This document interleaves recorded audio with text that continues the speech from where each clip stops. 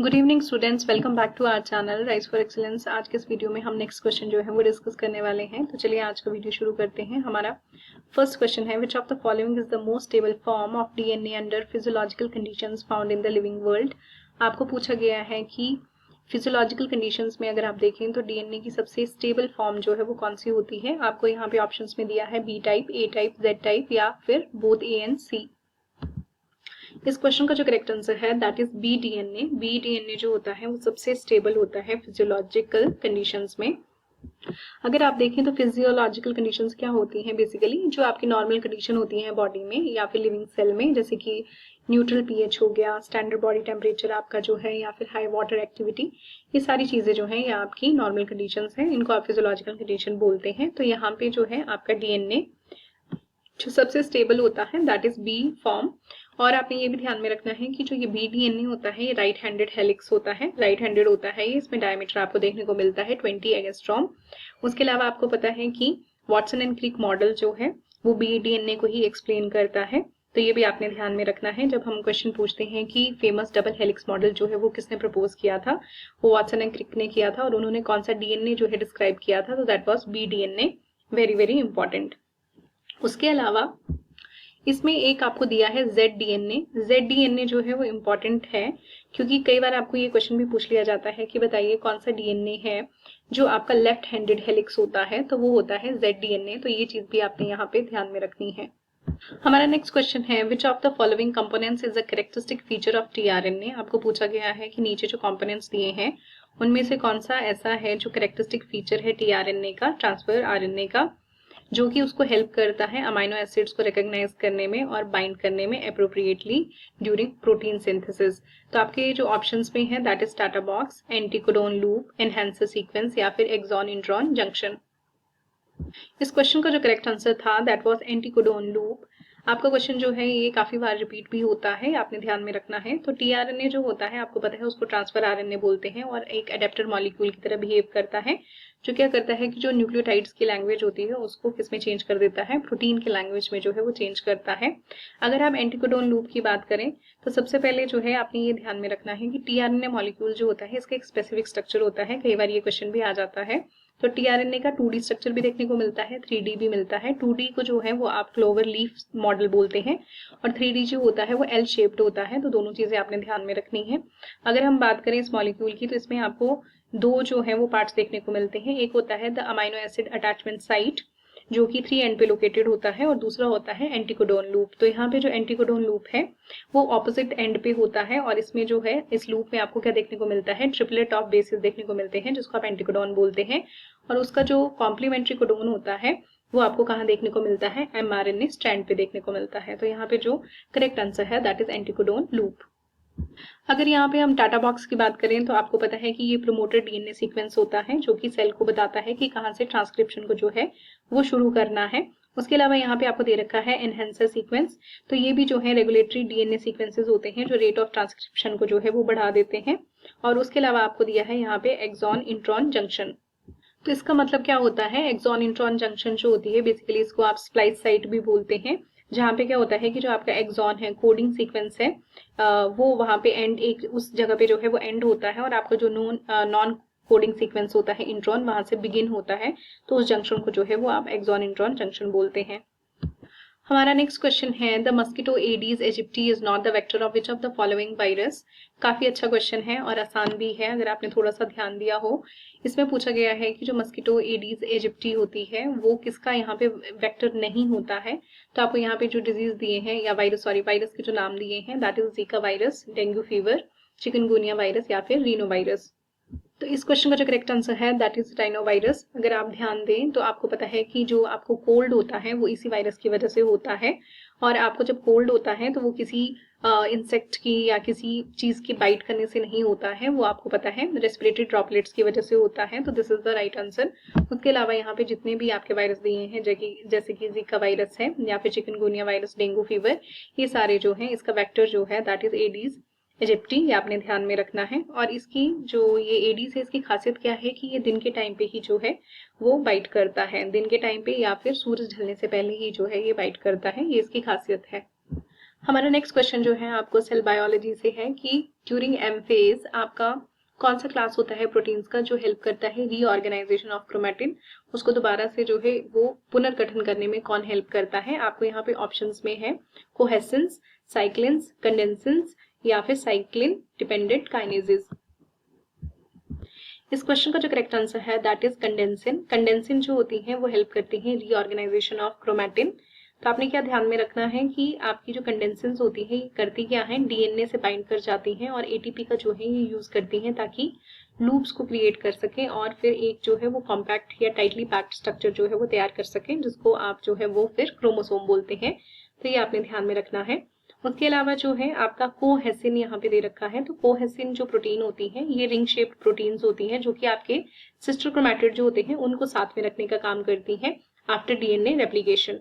तो कोहेसिन का ये काम होता है, ये आप ध्यान में रख सकते हैं। उसके अलावा आपकी यहाँ पे साइक्लिन दे रखी है। तो साइक्लिन जो है ये रेगुलेटरी प्रोटीन्स होती है जिनका जो लेवल होता है वो कभी राइज करता है कभी फॉल करता है ड्यूरिंग द सेल साइकिल। तो सेल साइकिल के टाइम पे जो है आप साइक्लिन के बारे में जो है वो पढ़ते हैं। देन लास्ट में यहाँ दिया है साइक्लिन डिपेंडेंट काइनेजेस। ये जो होती है बेसिकली आपकी एंजाइम्स है जो कि साइक्लिन जो होती है प्रोटीन्स वो इनको एक्टिवेट कर देती हैं। ये आपने यहाँ पे ध्यान में रखना है।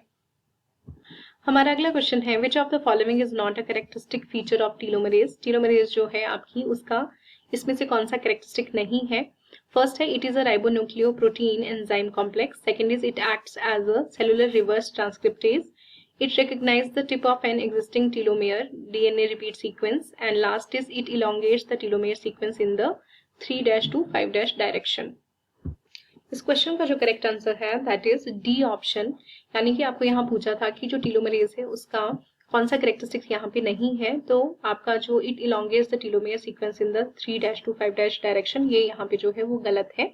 सबसे पहले आपको पता होना चाहिए कि टीलोमरेज है क्या बेसिकली। तो टीलोमरेज जो होती है एक एंजाइम है जो क्या करती है आपकी टीलोमर्स की लेंथ को जो है वो मेंटेन करके रखती है। अब टीलोमर्स क्या होते हैं, टीलोमर्स आपको देखने को मिलते हैं जो आपके क्रोमोसोम होते हैं ना उसके एंड पे एक प्रोटेक्टिव कैप की तरह काम करते हैं। मतलब आपका जो क्रोमोसोम का एंड होता है उसके एंड को बचाने के लिए एक कैप वहां पे पड़ी होती है जिसको आप बोलते हैं टीलोमर। और जो एंजाइम होती है वो उस टीलोमर की जो है लेंथ को जो है मेंटेन करती है जिसको आप बोलते हैं टीलोमरेज। मान लो अगर आपके पास ये टीलोमरेज नहीं है तो क्या होगा कि आपका जो क्रोमोसोम है हर साइकिल के बाद जब सेल डिवाइड करता है तो धीरे धीरे छोटा होता जाएगा और एक टाइम ऐसा आएगा कि जो आपकी जेनेटिक इन्फॉर्मेशन है वो वहां से गायब हो जाएगी, उसका लॉस हो जाएगा। इसीलिए जो टीलोमरेज एंजाइम है दैट इज वेरी इंपॉर्टेंट क्योंकि ये टीलोमर्स को प्रोटेक्ट करती है और टीलोमर जो है वो बेसिकली क्रोमोसोम को प्रोटेक्ट करता है। तो सबसे पहले आपने ये ध्यान में रखना है। अब बात करते हैं इसके फर्स्ट ऑप्शन की। तो फर्स्ट ऑप्शन में लिखा हुआ है कि ये जो है एक राइबोन्यूक्लियोप्रोटीन है। दिस इज करेक्ट क्योंकि टीलोमरेज जो होती है ये आपकी प्रोटीन और आरएनए से मिलकर बनी होती है। तो आपका जो यहाँ पे राइबोन्यूक्लियो है तो राइबोस आपको पता है आरएनए, तो शॉर्ट पीस ऑफ आरएनए से मिलकर बनता है ये। अगर हम बात करें सेलुलर रिवर्स ट्रांसक्रिप्टेज तो यस ये भी आपका करेक्ट है बिकॉज जो टीलोमरेज होती है ये क्या करती है अपने ही आरएनए टेम्पलेट को यूज करती है ताकि डीएनए को जो है वो बना पाए, इसीलिए हम इसको टेक्निकली रिवर्स ट्रांसक्रिप्टेज जो है वो बोलते हैं। उसके अलावा यहाँ पे लिखा है कि ये क्या करती है जो आपके टीलोमर रिपीट्स होते हैं उसको रिकग्नाइज करती है। तो ये भी करेक्ट है। ये क्या करती है कि आपके जो टीलोमर रिपीट्स होते हैं उनको ये रिकग्नाइज करती है, जहाँ पे जी रिच होते हैं जो ग्वानिन रिच होते हैं उनको ये वहां पे रिकग्नाइज करती है। तो ये आपने इसमें ध्यान में रखना है। लास्ट ऑप्शन जो है वो गलत इसलिए है बिकॉज यहाँ पे इन्होंने जो डायरेक्शन दे रखी है दैट इज 3' to 5' डायरेक्शन, लेकिन होता क्या है कि जो सिंथेसाइज होता है डीएनए वो किस डायरेक्शन में होता है 5' to 3' डायरेक्शन में। तो ये आपने जो है वो ध्यान में रखना है। This is very very important. आपका नेक्स्ट क्वेश्चन है life history trade off between clutch size and offspring size means. यहाँ पे आपको पूछा गया है कि जो आपकी लाइफ हिस्ट्री है वो ट्रेड ऑफ बिटवीन मतलब क्लच साइज और ऑफस्प्रिंग साइज के बीच में जो है वो ट्रेड ऑफ करती है, तो इसका मतलब क्या है। तो ये क्वेश्चन आप तभी सॉल्व कर सकते हैं जब आपको पहले क्लच साइज और ऑफस्प्रिंग साइज जो है वो पता हो। आपको मैं बता दूं ये भी जो क्वेश्चन है आपका ये भी एवोल्यूशनरी बायोलॉजी से है। तो एवोल्यूशन से आपको काफी सारे क्वेश्चन जो है वो 2024 में पूछे गए हैं। तो यहाँ पे आप देखेंगे कि जो क्लच साइज होता है इसका मतलब होता है कि एक टाइम पे कितने ज्यादा ऑफस्प्रिंग जो है वो आपके प्रोड्यूस हुए हैं। नंबर ऑफ ऑफस्प्रिंग जो है वो वन टाइम पे कितने ज्यादा प्रोड्यूस हुए हैं उसको बोलते हैं क्लच साइज।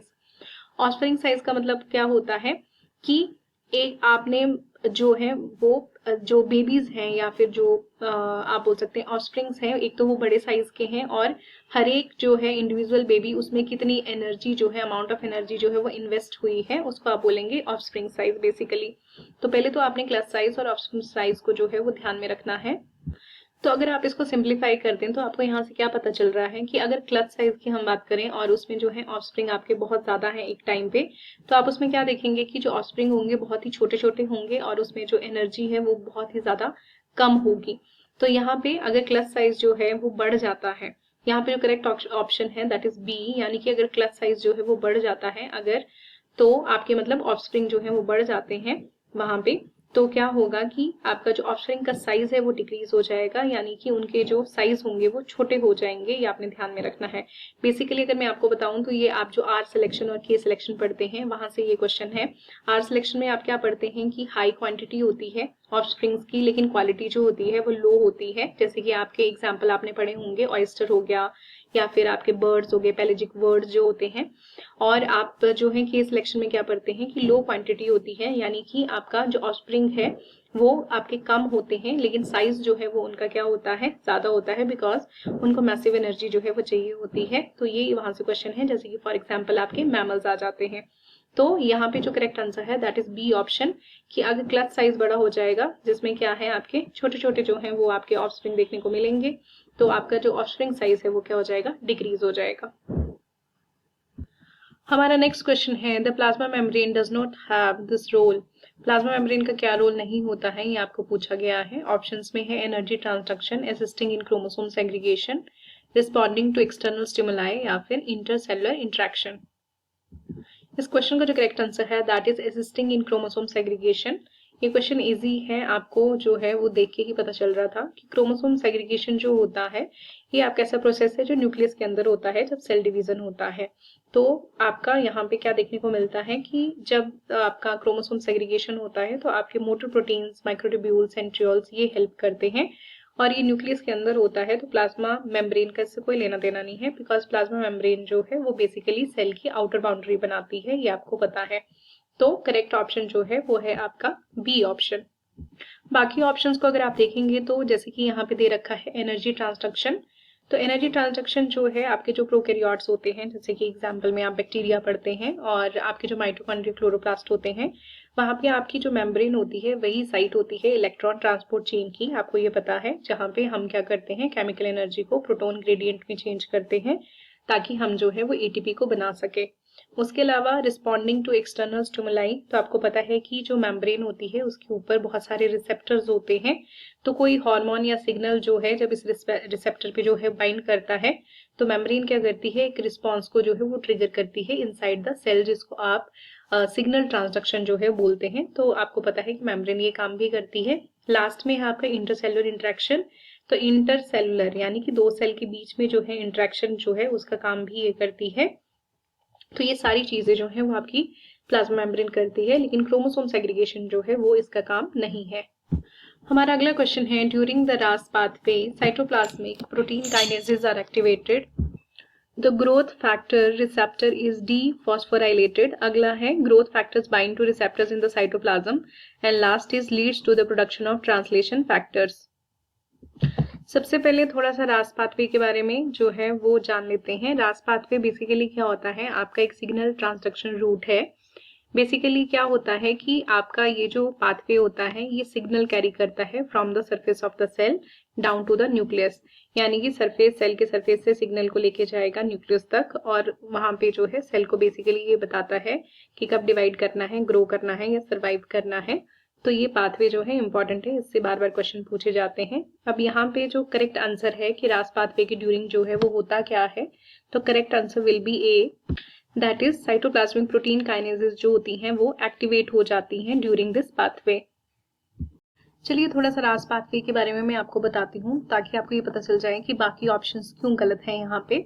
तो होता क्या है कि आपके जो ग्रोथ फैक्टर होते हैं जब वो सेल के पास आते हैं तो बेसिकली सेल के ऊपर, सेल के सरफेस के ऊपर आपको पता है रिसेप्टर्स पड़े होते हैं और यहाँ पे जो ये ग्रोथ फैक्टर होते हैं उन रिसेप्टर्स से जुड़ते हैं।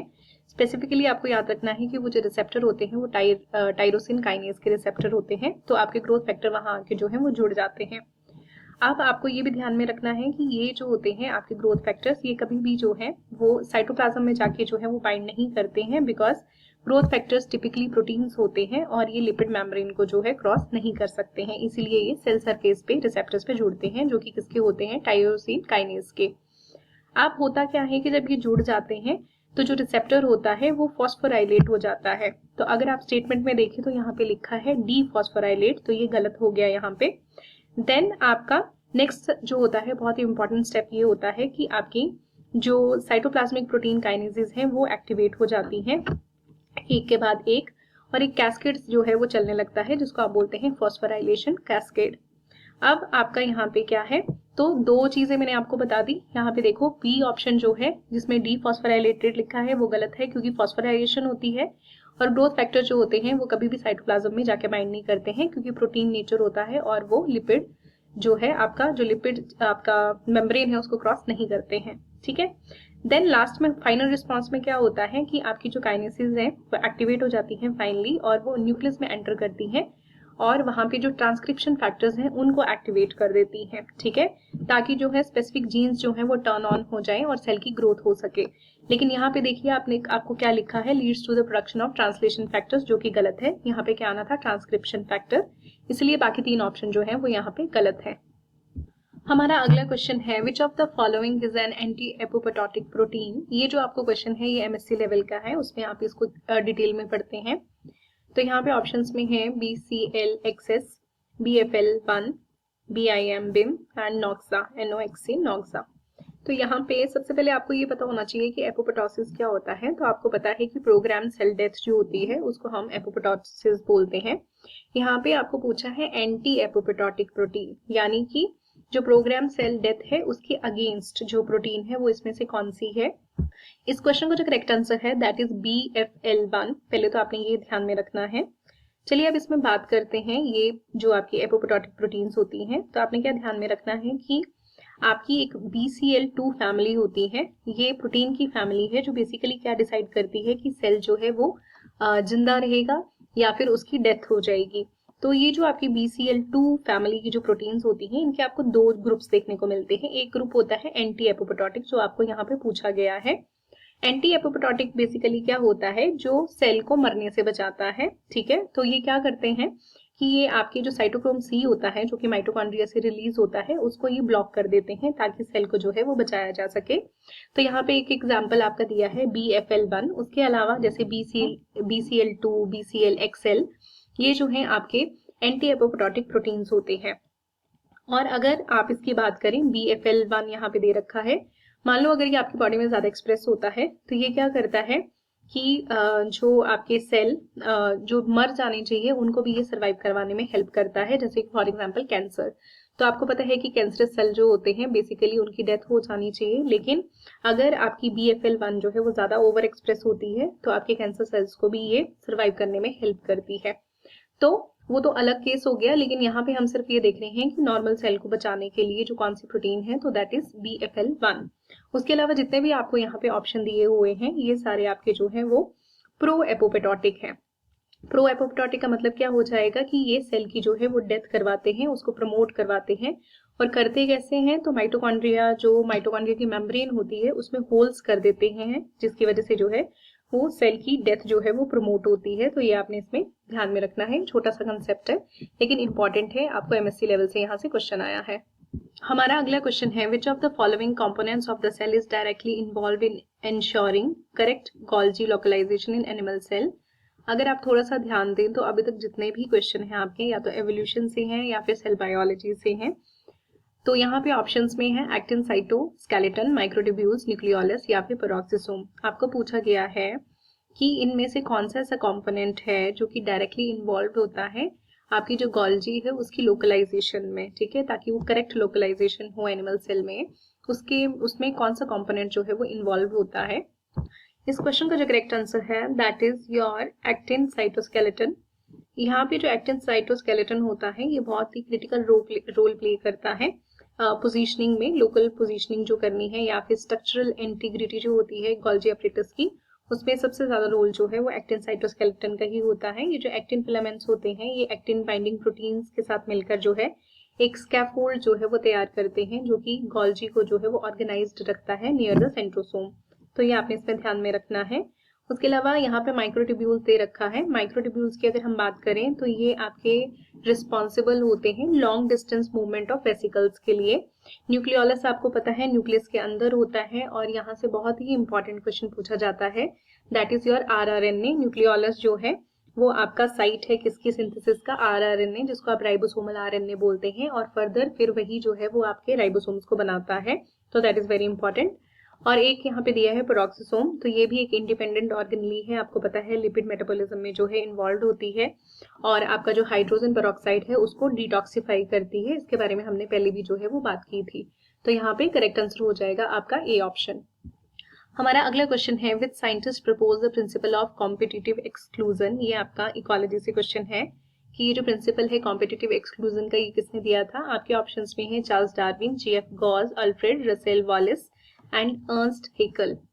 इस क्वेश्चन का जो करेक्ट आंसर है दैट इज जीएफ गॉस। अगर आप देखें तो ये काफी फेमस जो है इनका लॉ था, जिसमें इन्होंने जो है कॉम्पिटिटिव एक्सक्लूजन के बारे में जो प्रिंसिपल जो है वो दिया था। यहाँ पे देखें तो इन्होंने ये बोला था कि अगर दो स्पीसीज हैं और वो compete कर रही हैं एक ही सोर्स के लिए, सेम सोर्स के लिए, तो वो दोनों स्पीसीज जो हैं वो आपको इकट्ठी नहीं देखने को मिलेंगी, को एग्जिस्ट करती हुई नहीं देखने को मिलेंगी।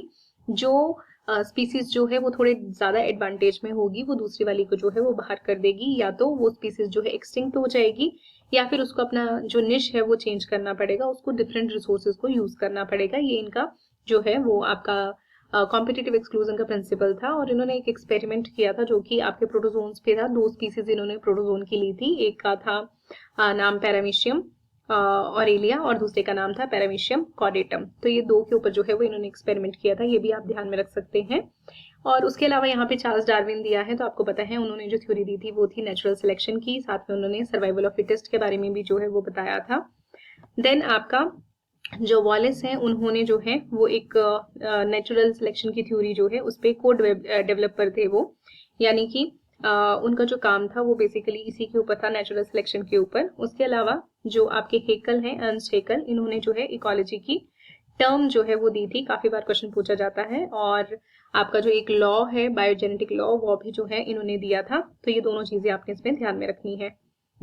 हमारा अगला क्वेश्चन है कि यहाँ पे आपको जो है मैच द फॉलोइंग दे रखा है। एक साइड में आपको ट्यूमर सेल ओरिजिन लिखा है और दूसरी साइड में उसका नाम जो है वो पूछा गया है कि उसको क्या बोलेंगे। तो आपको इसको जो है वो मैच करना था। तो सबसे पहले ऑप्शन देख लेते हैं। एक में लिखा है muscle cell, then germ cell, epithelial cell and white blood cell, और दूसरी में लिखा है आपको कार्सिनोमा, सार्कोमा, ल्यूकेमिया या फिर टेरेटो कार्सिनोमा। तो आपका जो मसल सेल है उसका मसल सेल का अगर ट्यूमर हो जाता है, मसल सेल में आपके मसल्स, बोन, कार्टिलेज, ये अगर इनका जो है वो ट्यूमर होता है तो आप उसको सार्कोमा बोलते हैं। आपने बस ध्यान में रखना है ये। देन आपका जर्म सेल है। जर्म सेल जो है यहाँ पे उनको आप जो है टेस्टिस या ओवरीज जो है वो ले सकते हैं। तो यहाँ पे इसका आंसर आ जाएगा टेरेटो कार्सिनोमा बोलते हैं उसको। देन आपका आ जाते हैं एपिथेलियल सेल। एपिथेलियल सेल जो हैं जो कि आपके इंटरनल ऑर्गन्स और स्किन को जो है वो कवर करते हैं, उसका जो आपका ट्यूमर बनता है उसका नाम हम देते हैं कार्सिनोमा।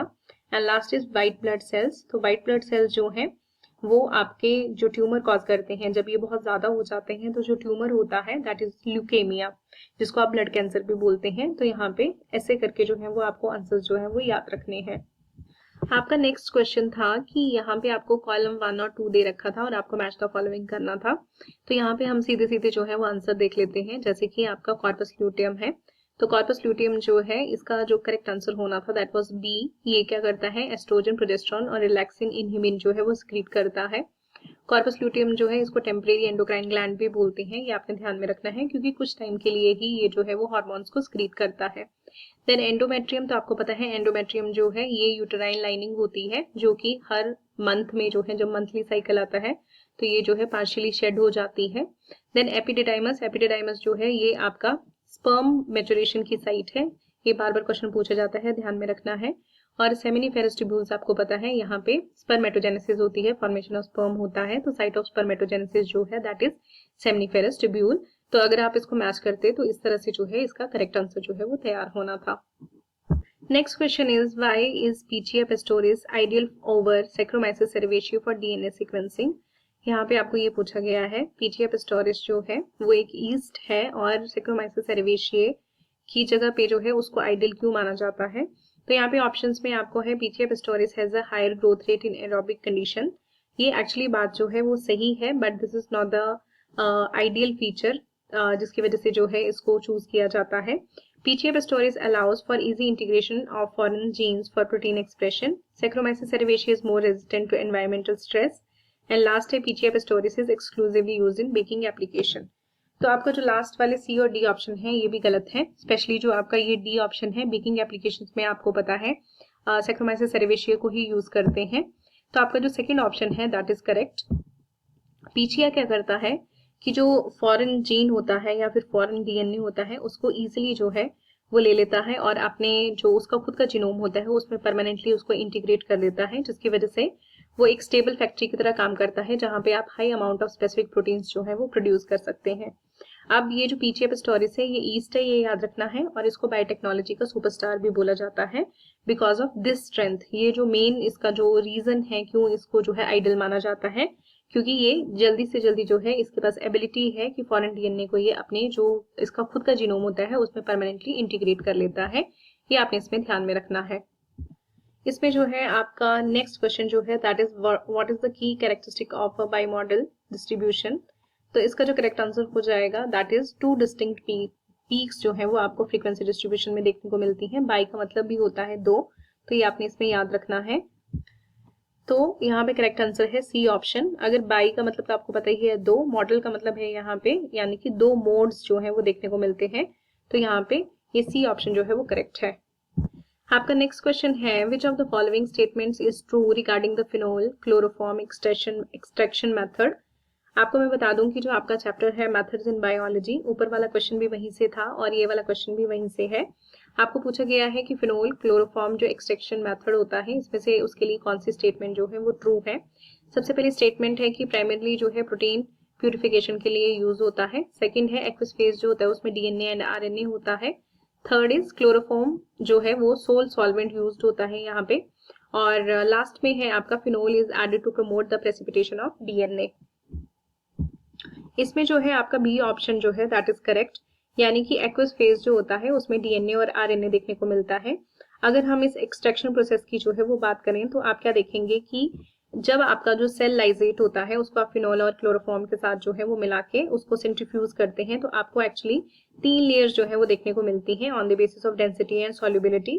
तो सबसे टॉप लेयर जो होती है वो एक्वस फेज होता है जिसमें आपको क्या देखने को मिलता है, वाटर बेस्ड होता है और डीएनए और आरएनए आपको देखने को मिलता है। क्योंकि आपको पता है डीएनए आरएनए जो होते हैं हाइड्रोफिलिक होते हैं, पोलर होते हैं, इसलिए ये टॉप लेयर में आपको देखने को मिलेंगे। मिडिल लेयर जो होगी उसमें आपको प्रोटीन डीनेचर प्रोटीन जो है वो देखने को मिलते हैं और जो बॉटम होती है उसमें आपको फिनोल और क्लोरोफॉर्म देखने को मिलते हैं जहाँ पे लिपिड और हाइड्रोफोबिक कंपाउंड जो है वो डिसॉल्व होते हैं। एक तो आपने ये ध्यान में रखना है। दूसरा यहाँ पे अगर देखें तो पहले ऑप्शन में था primarily use for protein purification, ये गलत है। एक्चुअली इसका ऑपोजिट होता है। यहाँ पे हम इस मेथड को इसलिए यूज करते हैं ताकि प्रोटीन्स को जो है वो हटा सके, ना कि उनको प्यूरिफाई कर सके, और डीएनए और आरएनए को जो है वो प्योर फॉर्म में आप उसको ले सके। तो यहाँ पे प्रोटीन्स को हम हटाते हैं ना कि प्योर करते हैं। दूसरा यहाँ पे था कि क्लोरोफॉर्म जो है वो सॉल्वेंट होता है, पर ऐसा नहीं है यहाँ पे। एंड तीसरा ऑप्शन था आपका जो गलत है that is phenol is added to promote the precipitation of DNA. Phenol जो है यहाँ पे ऐड किया जाता है प्रोटीन की डीनेचुरेशन के लिए, ना कि आपके डीएनए को प्रेसिपिटेट करने के लिए। तो ये 3 ऑप्शन गलत है और जो आपका बी ऑप्शन है दैट इज करेक्ट।